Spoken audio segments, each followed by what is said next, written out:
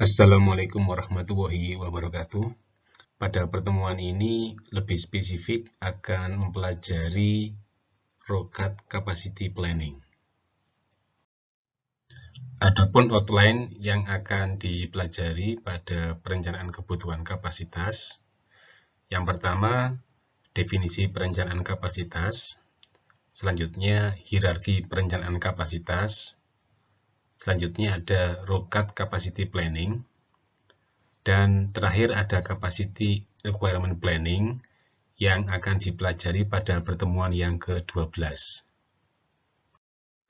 Perencanaan kapasitas adalah fungsi yang digunakan untuk menentukan level kapasitas yang dibutuhkan untuk mencapai jadwal produksi, kemudian membandingkan dengan kapasitas yang tersedia, dan merencanakan penyesuaian yang dibutuhkan dalam level kapasitas atau jadwal. Dalam perencanaan dan pengendalian produksi, perencanaan kapasitas itu sangat penting. Jika kapasitas yang dimiliki kurang, tentunya akan menanggung beberapa kerugian. Demikian juga ketika kapasitasnya itu berlebih, juga akan menanggung beberapa kerugian juga. Ketika kapasitasnya kurang, pertama akan mengalami shortage. Permintaan dari pelanggan tidak akan bisa dipenuhi karena untuk memproduksinya tidak cukup kapasitas yang dimiliki. Ketika kapasitasnya kurang, juga akan menyebabkan target produksi tidak akan bisa tercapai dengan baik. Dan hal itu akan berdampak terhadap terlambatnya pengiriman ke pelanggan. Ketika pengiriman ke pelanggan mengalami keterlambatan, akan menyebabkan berkurangnya service level. Sebaliknya, jika kapasitas yang dimiliki berlebih, akan menyebabkan rendahnya utilitas resource. Resource bisa berupa tenaga kerja, bisa berupa waktu, bisa berupa resource yang lain seperti peralatan ataupun mesin-mesin yang dimiliki. Ketika jumlah pekerjanya berlebih, maka akan menyebabkan utilitas pekerjanya itu menjadi rendah. Contohnya, pekerja banyak menganggur. Selanjutnya, jika kapasitasnya itu berlebih, menyebabkan inefisiensi, cukup banyak input yang digunakan, tetapi output yang dihasilkan tidak sebanding dengan input yang digunakan tadi. Inefisiensi itu akan menyebabkan biaya yang tinggi dan akhirnya akan menyebabkan keuntungan yang diperoleh itu juga akan berkurang. Faktor yang mempengaruhi kapasitas terdiri dari banyak faktor. Dari sekian banyak faktor tersebut bisa dikelompokkan menjadi dua kelompok. Ada faktor dalam kendali manajemen.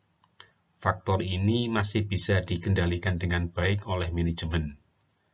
Contohnya seperti luas lahan yang digunakan, jumlah pekerja, fasilitas mesin peralatan, jumlah shift per hari, hari kerja per minggu, overtime atau lembur, subkontrak, maupun preventive maintenance.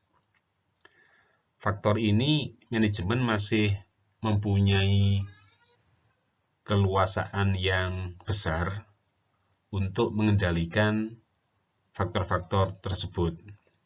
Contohnya, manajemen mempunyai kewenangan yang lebih untuk menentukan apakah ada jam lembur atau tidak.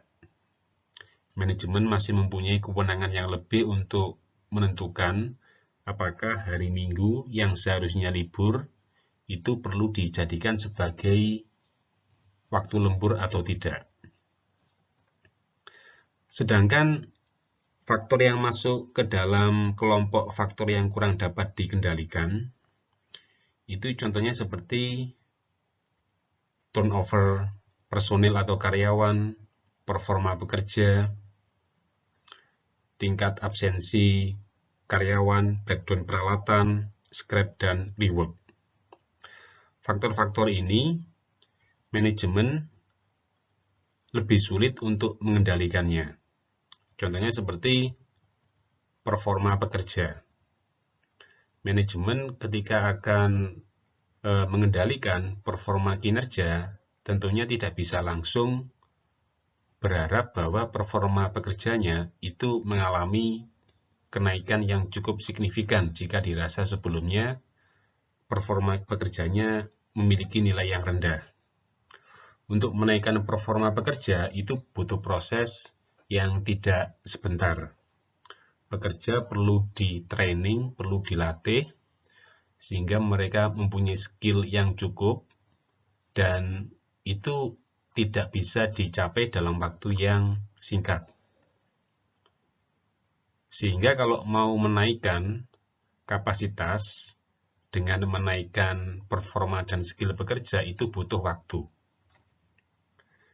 Demikian juga dengan personil turnover. Personil turnover itu menunjukkan seberapa besar tingkat keluar masuknya karyawan. Ada beberapa perusahaan yang personil turnover-nya itu cukup tinggi. Banyak karyawannya yang tidak betah, kemudian keluar, kemudian masuk lagi karyawan baru, kemudian nggak betah, keluar lagi, dan proses itu terus terjadi berulang-ulang. Hal itu bisa disebabkan banyak faktor. Misalkan kepuasan karyawan kurang, entah itu karena gajinya dirasa cukup kurang, atau mungkin budaya kerjanya yang tidak cocok dengan karakteristik dari karyawannya, dan hal itu manajemen kurang bisa mengendalikannya.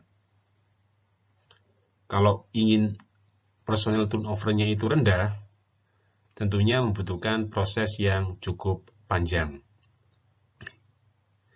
Jadi terkait dengan perencanaan kapasitas, tentunya akan lebih mudah manajemen itu fokus ke faktor-faktor yang memang bisa dikendalikan dengan baik, dan itu nantinya akan berpengaruh terhadap mudah tidaknya membuat perencanaan kapasitas. Ini adalah alur proses perencanaan kapasitas. Ketika membuat perencanaan kapasitas, diawali dari menyiapkan jadwal produksi terlebih dahulu. Jadwal produksi itu dijadikan sebagai acuan untuk menentukan kapasitas yang dibutuhkan. Dari jadwal produksi selanjutnya bisa dihitung berapakah kapasitas yang dibutuhkan, dan selanjutnya bisa dibandingkan dengan kapasitas yang tersedia. Jika kapasitas yang dibutuhkan sudah seimbang dengan kapasitas yang tersedia, berarti semuanya sudah bisa terlaksana dengan baik. Jadwal produksi bisa dijalankan dengan baik. Tetapi jika kapasitas yang dibutuhkan ternyata tidak seimbang dengan kapasitas yang tersedia, maka diperlukan rencana penyesuaian. Jika kapasitas yang dibutuhkan ternyata lebih tinggi, maka diperlukan penambahan kapasitas. Tetapi jika kapasitas yang dibutuhkan ternyata jauh lebih rendah daripada kapasitas yang tersedia, maka perlu langkah penyesuaian yang lain, seperti pengurangan kapasitas. Pengurangan kapasitas bisa dilakukan dengan banyak cara. Salah satunya bisa dengan mengurangi shift kerja, mengurangi jumlah pekerja, ataupun dengan menggunakan cara-cara yang lain yang nantinya akan dibahas juga di pertemuan ini. Pada sesi-sesi sebelumnya sudah dipelajari berbagai macam perencanaan produksi. Perencanaan produksi bisa dibagi menjadi beberapa hierarki. Ada production plan, atau bisa juga disebut dengan aggregate planning. Production plan merupakan perencanaan produksi pada level family product. Dari production plan bisa diturunkan menjadi master production schedule yang merupakan perencanaan produksi pada level produk akhir. Selanjutnya dari master production schedule bisa diturunkan menjadi material requirement plan atau MRP. Di MRP membuat perencanaan kebutuhan bahan baku atau komponen. Perencanaan kapasitas hierarkinya mengikuti hierarki dari perencanaan produksi. Pada perencanaan kapasitas ada resource plan. Resource plan ini merupakan perencanaan kapasitas jangka panjang. Resource plan hierarkinya itu setara dengan production atau aggregate planning. Contoh dari resource plan seperti merencanakan kebutuhan luas pabrik dalam jangka waktu 10 tahun ke depan. Kalau menentukan rencana kebutuhan luas pabrik, tentunya harus mempertimbangkan kira-kira dalam 10 tahun ke depan, kebutuhan luasnya yang digunakan untuk meletakkan alat-alat produksi, yang digunakan untuk menjalankan proses produksi, kira-kira butuhnya itu dalam jangka panjang butuh seberapa luas. Selanjutnya ada ROCAT Capacity Plan. ROCAT Capacity Plan merupakan perencanaan kapasitas dalam jangka waktu menengah.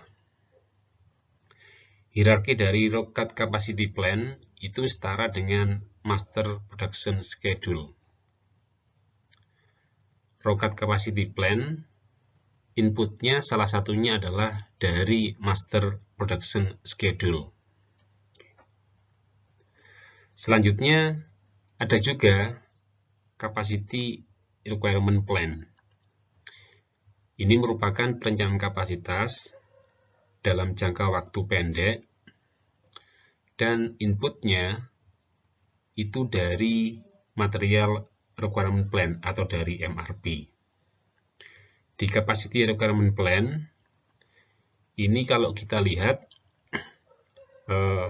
perencanaan kapasitasnya, nantinya itu dikaitkan dengan kebutuhan kapasitas pada level stasiun kerja.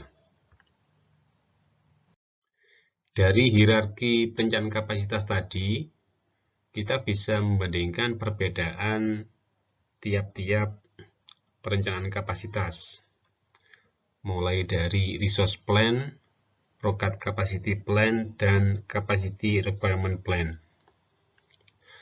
Kalau untuk perencanaan kapasitas yang jangka panjang, itu menggunakan resource plan. Kalau jangka pendek, menggunakan capacity requirement plan. Kemudian panjang pendeknya horizon perencanaan itu juga menentukan time bucket yang akan digunakan. Kalau yang jangka panjang seperti resource plan menggunakan time bucket bulanan atau per 3 bulan. Kalau yang jangka pendek time bucketnya bisa menggunakan mingguan. Selanjutnya juga bisa dikaitkan juga antara perencanaan kapasitas dengan input jadwal produksi yang akan digunakan. Kalau resource plan, inputnya dari production plan atau dari agregat. Kalau ROCAT capacity plan, inputnya dari MPS. Kalau capacity requirement plan, itu inputnya dari MRP. Dari perbandingan ini kita juga bisa melihat capacity decision. Jadi capacity decision menunjukkan faktor yang dapat dirubah pada setiap aktivitas perencanaan kapasitas. Kalau kita lihat, yang paling detail itu pada Capacity Requirement Plan. Di Capacity Requirement Plan, perencanaan kapasitasnya itu pada level komponen. Dan resource levelnya, level komponen itu dibuat atau diproses pada stasiun kerja. Berbeda dengan resource plan. Resource plan itu yang paling, perencanaan kapasitas yang paling general, levelnya adalah level family product. Pada pertemuan kali ini kita akan lebih fokus ke ROCAT Capacity Planning, sedangkan untuk pertemuan berikutnya akan fokus ke Capacity Requirement Planning. Definisi dari ROCAT Capacity Planning ada beberapa definisi. Yang pertama, ROCAT Capacity Planning bisa didefinisikan sebagai perencanaan kapasitas secara bruto sebagai aproksimasi menggunakan beberapa kriteria pembebanan yang berfokus pada stasiun kerja atau lintasan produksi yang kritis. Sedangkan menurut Fogarty, ROCAT Capacity Planning didefinisikan sebagai proses validasi Master Production Schedule terhadap kapasitas yang dimiliki. Sehingga dari definisi ini, input dari ROCAT Capacity Planning antara lain Master Production Schedule dan waktu proses per unit. Dalam RCCP, ada 3 teknik yang bisa digunakan untuk membuat perencanaan kapasitas. Teknik yang pertama, Capacity Planning Using Overall Factor. Ini merupakan teknik yang paling sederhana karena membutuhkan data yang paling sedikit dan juga komputasinya yang termasuk paling sederhana dibandingkan dengan teknik yang lainnya. Di Capacity Planning Using Overall Factor digunakan proporsi historis waktu produksi pada masing-masing work center. Teknik yang kedua ada Bill of Labor Approach.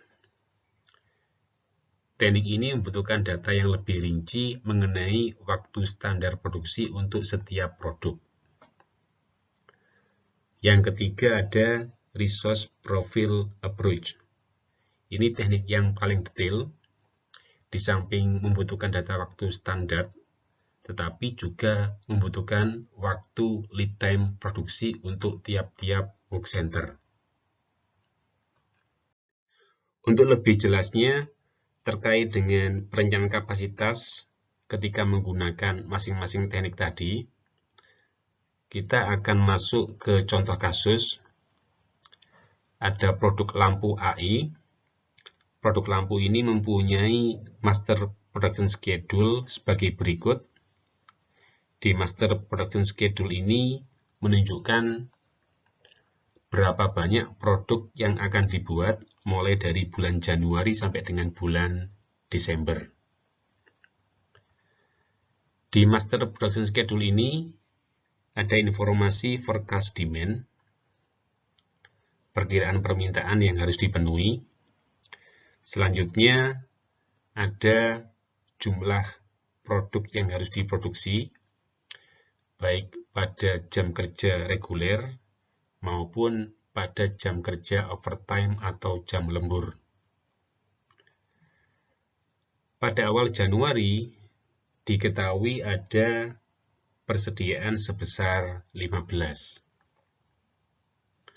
Sehingga kalau mempunyai persediaan awal sebesar 15, ketika pada bulan Januari ada forecast demand sebanyak 22, sedangkan total produksinya itu ada sebanyak 15, maka diperkirakan pada akhir Januari memiliki inventory akhir sebanyak 8 unit. Selanjutnya diketahui demand produk lampu AI tersebut, demand-nya mulai dari bulan Januari sampai dengan bulan Desember. Dari data MPS dan juga dari data demand tadi, nantinya akan disusun perencanaan kapasitas menggunakan 3 teknik tadi. Teknik pertama yang akan digunakan yaitu Capacity Planning Using Overall Factor.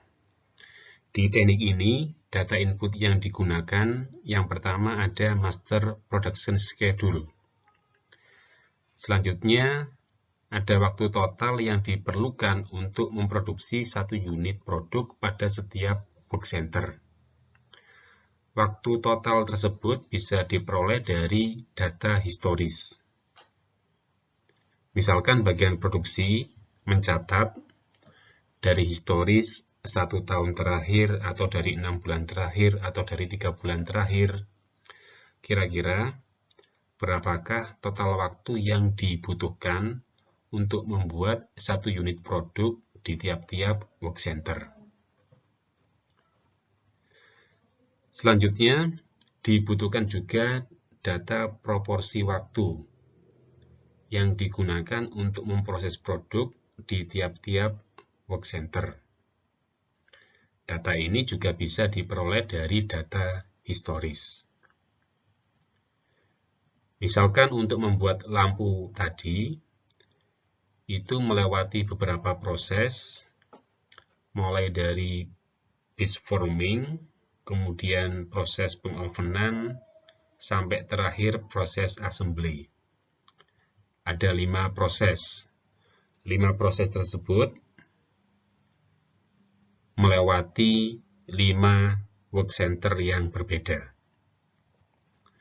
Dari data historis diketahui, ternyata kalau di work center piece forming, untuk membuat 1 unit lampu, itu memerlukan proses 0,05 jam.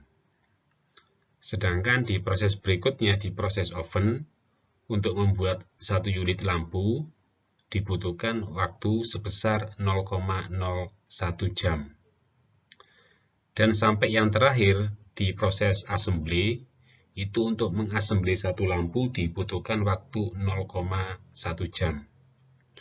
Sehingga totalnya, untuk memproses dari awal sampai dengan akhir agar dihasilkan 1 unit lampu yang jadi, dibutuhkan waktu prosesnya 0,22 jam untuk tiap 1 unitnya. Dari waktu proses di tiap-tiap work center, selanjutnya bisa dihitung proporsinya. Jadi proporsi merupakan perbandingan runtime di tiap-tiap work center dengan total runtime-nya. Setelah mengetahui proporsi waktunya, selanjutnya bisa dihitung kebutuhan kapasitas di tiap-tiap work center. Contohnya, demand untuk bulan Januari itu ada sebanyak 15.000 unit lampu. Total kapasitas yang dibutuhkan pada bulan Januari besarnya adalah total runtime dikalikan dengan demand pada bulan Januari.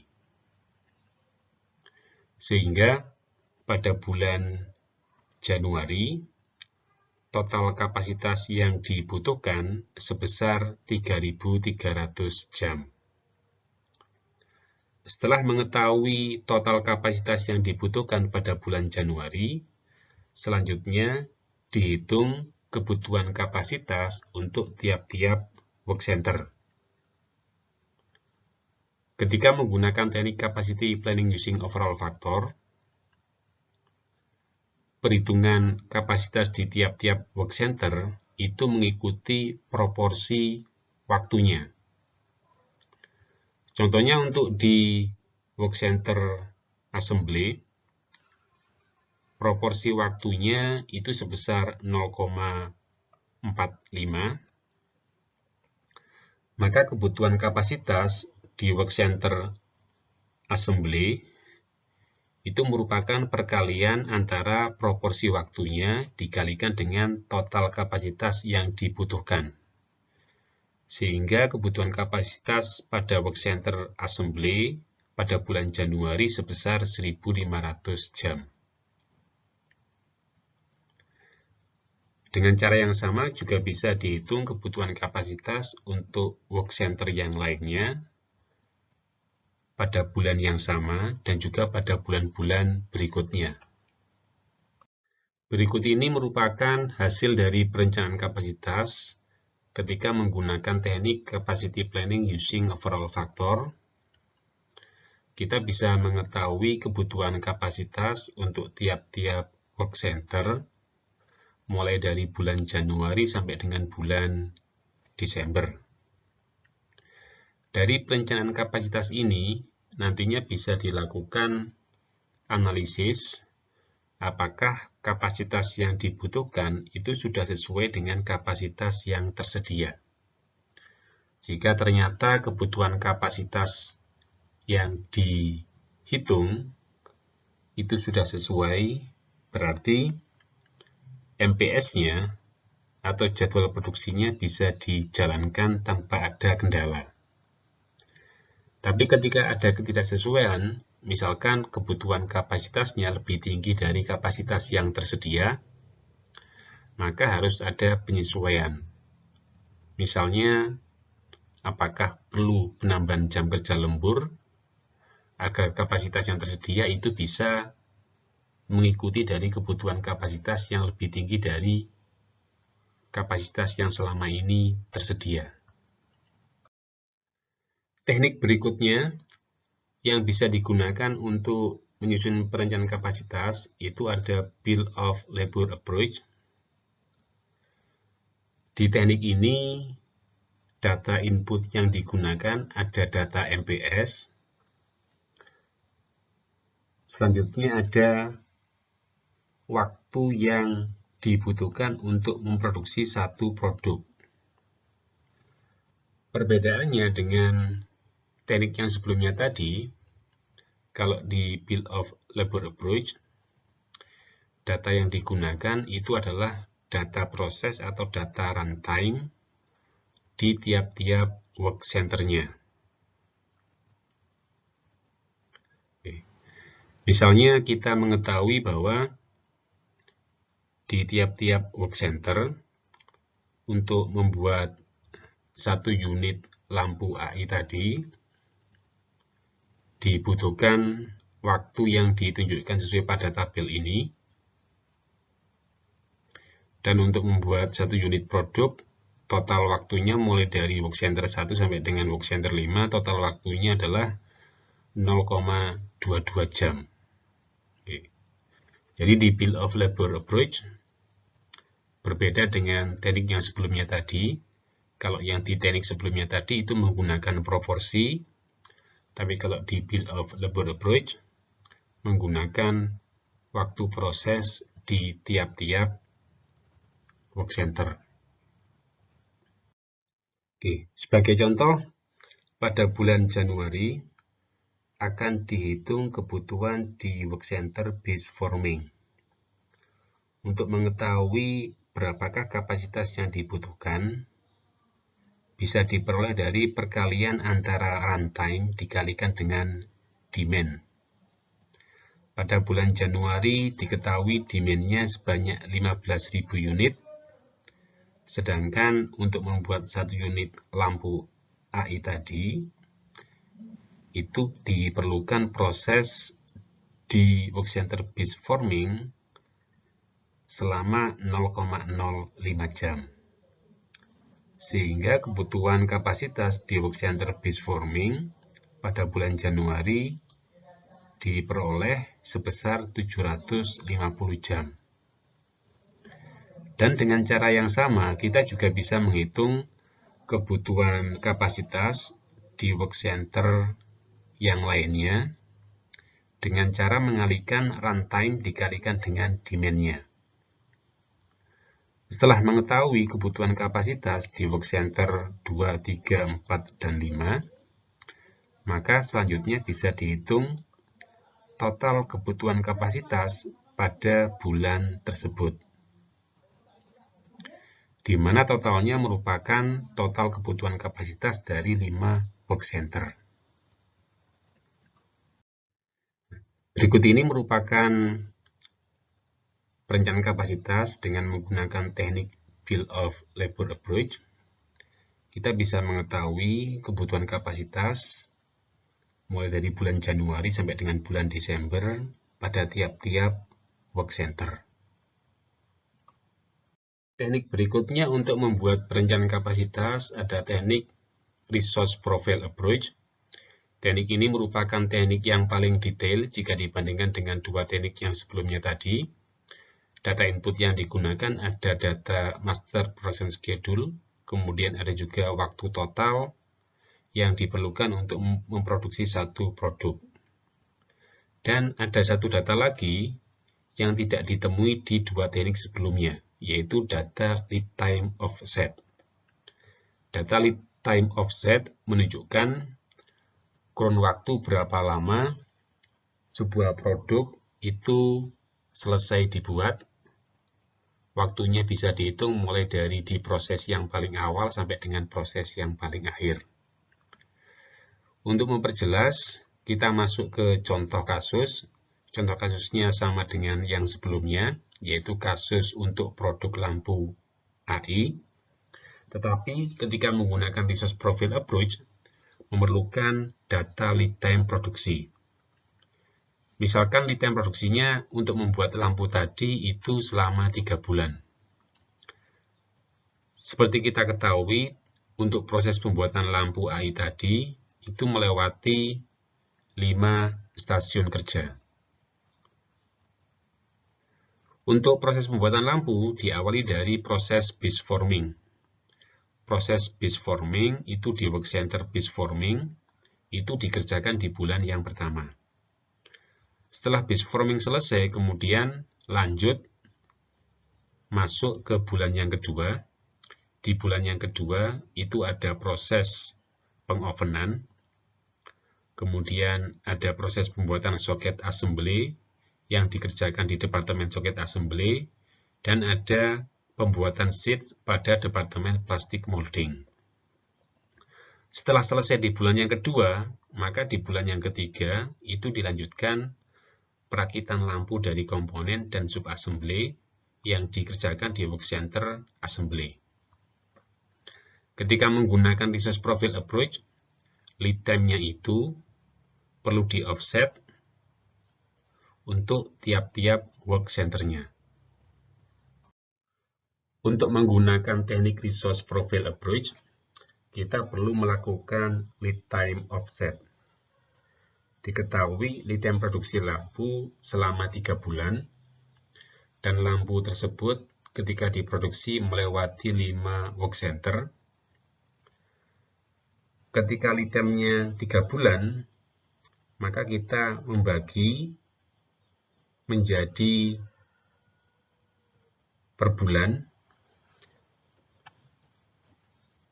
Di bulan yang pertama, itu khusus dilakukan proses bead forming yang dilakukan di work center 1. Kemudian, di bulan yang kedua, itu dilanjutkan dengan proses oven, plastik molding, dan socket assembly. Sedangkan di bulan yang ketiga, itu khusus dilakukan proses pengerjaan assembly. Ketika kita sudah melakukan lead time offset, selanjutnya kita bisa menghitung kebutuhan kapasitas untuk tiap-tiap work center. Yang membedakan Resource Profile Approach dengan dua teknik yang sebelumnya tadi, perhitungan kebutuhan kapasitas di tiap-tiap work center itu tidak dihitung pada periode yang sama, tetapi bisa terjadi pada periode yang berbeda, tergantung dari lead time offset yang telah ditentukan. Ini adalah contoh perhitungan kebutuhan kapasitas ketika menggunakan resource profile approach, setelah sebelumnya kita menentukan lead time offset-nya. Dari lead time offset tadi, diketahui bahwa lead time produksi lampu ini selama 3 bulan. Di bulan yang pertama, itu akan dikhususkan untuk proses bead forming. Kemudian di bulan yang kedua, itu akan dikhususkan untuk proses oven, plastic molding, dan socket assembly. Sedangkan di bulan yang ketiga, itu akan difokuskan ke proses assembly. Kalau kita menghitung kebutuhan kapasitas di bulan Januari, untuk work center bead forming, kebutuhan kapasitasnya bisa diperoleh dari perkalian runtime bead forming dikalikan dengan demand pada bulan Maret. Kenapa dikalikan dengan demand pada bulan Maret? Karena untuk membuat lampu ini, total lead time-nya itu adalah 3 bulan. Ketika di bulan Januari itu dimulai proses bead forming, maka nantinya di bulan Februari itu akan dilanjutkan di proses oven, plastic molding, dan socket assembly. Dan pada bulan Maret akan dilanjutkan dengan proses assembly dan akhirnya dihasilkan lampu yang sudah jadi. Kalau kita ingin menghitung kebutuhan kapasitas di work center oven, kebutuhan kapasitasnya bisa dihitung dari runtime di proses oven dikalikan dengan demand pada bulan Februari. Kemudian kalau kita ingin menghitung kebutuhan kapasitas di work center plastic molding maupun socket assembly, caranya sama dengan menghitung kebutuhan kapasitas di work center oven. Dan terakhir, kalau kita ingin menghitung kebutuhan kapasitas di work center lamp assembly, kita bisa menghitung dari perkalian antara runtime di work center assembly dikalikan dengan demand pada bulan Januari. Sehingga dari penjumlahan semua kebutuhan kapasitas di semua work center, kita bisa menghitung, ternyata pada bulan Januari kebutuhan kapasitasnya itu sebesar 3.300 jam. Dan ternyata 3.300 jam itu digunakan untuk memenuhi permintaan pada bulan yang berbeda-beda. Karena adanya lead time offset tadi. Berikut merupakan perencanaan kapasitas yang disusun dari teknik resource profile approach untuk tiap-tiap work center mulai dari bulan 1 sampai dengan bulan 12. Dalam perencanaan kapasitas, prosesnya itu tidak berhenti ketika kita sudah mengetahui kapasitas yang dibutuhkan. Setelah kita mengetahui kapasitas yang dibutuhkan, maka perlu langkah berikutnya, yaitu menganalisis apakah kapasitas yang dibutuhkan itu sudah sesuai dengan kapasitas yang tersedia. Jika kapasitas yang dibutuhkan di bawah kapasitas yang tersedia, berarti nggak ada masalah dalam menjalankan rencana produksi. Tetapi ketika kapasitas yang dibutuhkan ternyata melebihi dari kapasitas yang tersedia, berarti diperlukan langkah-langkah untuk penyesuaian. Sebagai contoh, misalkan pada work center plastic molding, kapasitas yang tersedia per bulannya sebesar 400 jam. Ini kapasitas pada jam kerja reguler tanpa ada overtime atau lembur. Selanjutnya, ketika ditambahkan dengan overtime atau lembur, kapasitas di work center plastic molding per bulannya itu naik menjadi 500. Hasil dari perhitungan kapasitas yang dibutuhkan nantinya akan kita bandingkan dengan kapasitas yang tersedia.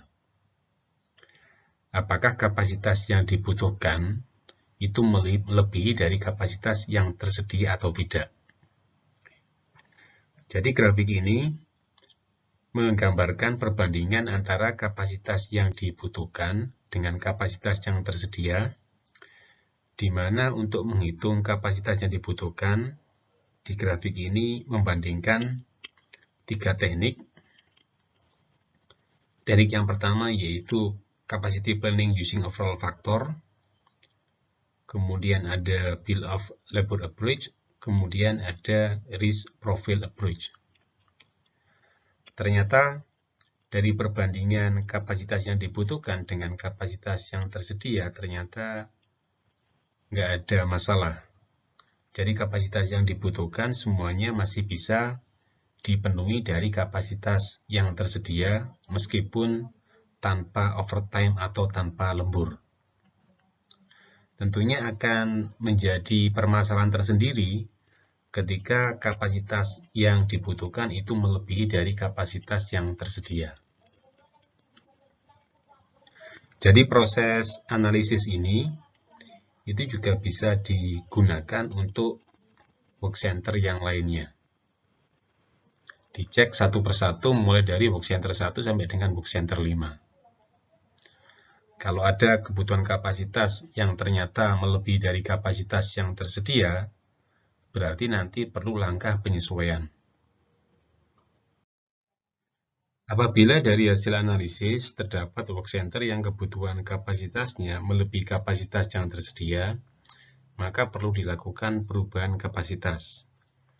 Menurut APIX ini merupakan asosiasi yang singkatannya dari American Production Inventory Control Society. Ada beberapa cara yang bisa digunakan untuk merubah kapasitas pada medium range perencanaan. Antara lain, perubahan keputusan make or buy, merencanakan penggantian rute produksi, subkontrak dengan periode panjang, realokasi tenaga kerja, merubah tenaga kerja jika visible, ataupun bisa juga menambah peralatan. Selanjutnya, kita akan mempelajari perencanaan kapasitas, yaitu Capacity Requirement Planning. Di Capacity Requirement Planning, kita mempelajari perencanaan kapasitas pada level komponen. Kita sampai jumpa di sesi berikutnya.